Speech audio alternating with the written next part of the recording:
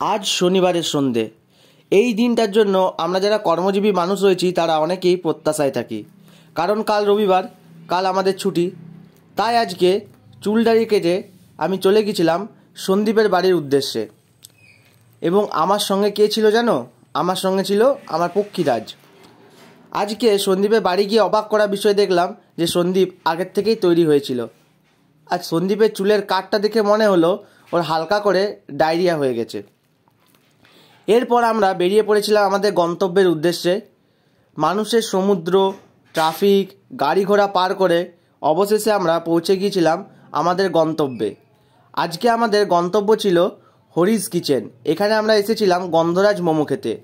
মোমো খাওয়ার আগে তোমাদের সঙ্গে তাদের চার্টটা আমরা একবার শেয়ার করে দিই। এই চার্টটাতে তোমাদের প্রাইস সমেত সমস্ত মেনুগুলো লেখা আছে, তোমরা দেখে নিতে পারো।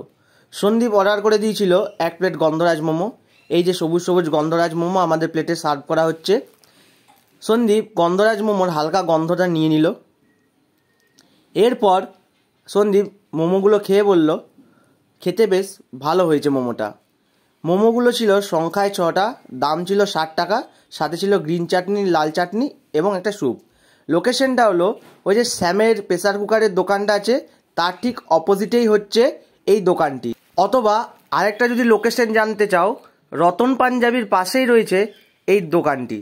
তোমরা এসে এখানে ওদের অন্যান্য মেনুগুলিও ট্রাই করতে পারো। তো আজকের মতো এখানেই, তোমাদের সঙ্গে পরের ব্লগে আবার দেখা হচ্ছে। শুভরাত্রি জানাই সকলকে।